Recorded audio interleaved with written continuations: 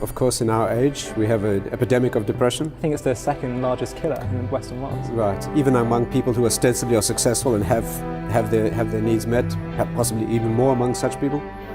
I think in order to answer your question about depression, we do need to speak briefly about happiness. Because you'll see that depression is a failure of these mechanisms that build happiness. In our world, happiness is not a frivolous detachment. If you look in secular culture, I think you'll see that happiness, one way or other, is some sort of detachment. It's either alcoholic or chemical or emotional. People put themselves into a world of entertainment where they can detach from their lives. It never fails to amaze me that when people really want to detach and have a really good time, they go and watch a horror movie, right? I haven't been to see a movie for decades. I've not been to a theater or a cinema for 40 years. But I see movies all the time because I travel. And as I sit on the plane, I see 15 screens around me, and I can't help seeing what people are watching. They're watching people molested, immolated, shredded, burned, destroyed, cities wiped out, planets exploded, and they seem to be enjoying it thoroughly. I have trouble understanding a society that does that. But I think possibly part of the reason is it's a distraction from their own lives. Yeah, it's exciting. It's exciting. The Jewish view, Judaism is a superconscious process, not a detachment from reality. And therefore, our vision of happiness is entirely different. Our vision of happiness is not a detachment, but it is a deep engagement of the process of life. In other words, I would say this, that one of the greatest generators of happiness is when your life is progressing in a meaningful direction, when you're moving along the correct road to a correct destination, and you feel that progress, you definitely will be happy. You may be in pain. The face may be showing expressions of strain and pain, but at some of life's moments of great engagement of difficulty and effort are some of life's most happy moments. I know this sounds a little difficult to imagine. Let me give you an example. Imagine you're a Martian, an alien. Try. Do you think your audience can imagine that? You've landed from another planet. You want to know what humanity is all about. You hire an earthling to take you around human experience. The first place he takes you is to a gym. You put your eye to the keyhole and you see a young fellow working on a machine. He's stretching springs, he's picking up weights, he looks terrible. Pouring with sweat, he's in early kidney failure. You would be convinced that just out of your range of vision stands another earth being with a submachine gun, forcing him into this bizarre form of torture. But when you step into the establishment, you'll find that no one's forcing him. He's paying for this experience, and he's loving every moment. That pain can be so pleasurable, it can be addictive. Why? Why are we built in such a way that when we strain against a torturous, arduous journey, we enjoy the process?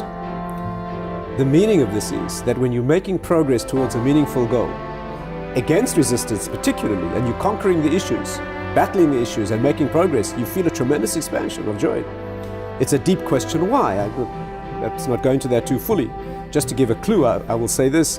The reason you enjoy the journey and the progress against difficulty is because you anticipate destination. In every step of that journey, you feel the destination coming closer, right? In fact, very often the anticipation of destination is better than the arriving. Very often it pays not to get there, just a big disappointment. But it's that journey that moves towards fulfillment. Not only the fulfillment pleasurable, the journey itself is pleasurable, right? We say, our Kabbalists teach us, that the reason for this is because life is an arduous, torturous journey to an infinitely pleasurable destination that is nothing other than what the work of the journey yielded. Our concept of a world to come is a state of being in which all you enjoy is what you have become. And therefore, in every microcosmic experience of that, you work for an hour to achieve something. You work for a week on a business project. You work for a year with intensity. You enjoy the project as you see the thing taking shape. Such a person cannot be depressed. They can be weeping in pain and agony, but you cannot. Depression means that black, hopeless, end of the road, no place to go, that is never allowed in Judaism. And therefore, depression is the response to a life that is going nowhere. When the wheels are spinning and the journey is not taking place, when a day and a week and a month and a year are going by and you are no different, nothing has been constructed, then the soul feels the cold hand of depression. And people who've been there will tell you it's the most painful feeling imaginable. What's the cure for depression? Get moving. I'm not talking about chemical, genetic, the things you refer to quite correctly, they may need medical intervention. I'm talking about life depression. Like most men feel when they're about 35. Start getting radically depressed for the rest of their lives. The cure for depression is get moving. Now in Jewish psychology we have a principle that you can't appeal to the inner being directly. You need to get the external being moving. If you walk up to somebody who's morbidly depressed and say, be happy, They will not be happy, they'll be suicidal. Take them for a run, get them doing something with their hands. Best of all, get them doing something for somebody else. When you're productive and achieving something meaningful, you cannot be depressed. And therefore, in a very small nutshell, the answer to your question is that happiness is the experience of life progressing. Not trivial external frivolity, but the deep feeling of a life that's developing. And depression is the guaranteed consequence of a life that is going nowhere. I'll just add one interesting word. What are these two escapes from depression? What are the two escapes from a life that is not moving? One is depression, and the other is throwing one's life intensely into building something that is meaningless. People who build the world's greatest beer can collection, or modern art collection, whatever it is, as an ideal, that's enough of a drive to keep them satisfied and happy, but nothing meaningful is being constructed. That's a travesty. Depression's better than that, because a depressed person may eventually discover what life's all about. But a person who spends his life idealistically building the world's greatest modern art collection, not talking about as an investment, that's fine. Somebody who's ideologically committed to collecting every beer can in the world, right? That is enough to drive the neshama, the soul, but it's a travesty because that person will never get anywhere. And that's probably a greater tragedy and travesty than depression. Right. And do you think... By the way, it may be a political power base, it may be muscle, it may be money. Right. But those things are enough All to drive, to satisfy the human drive for progression. And of course, that's not the purpose. The purpose is developing the spirit, family, relationships, the deeply meaningful things.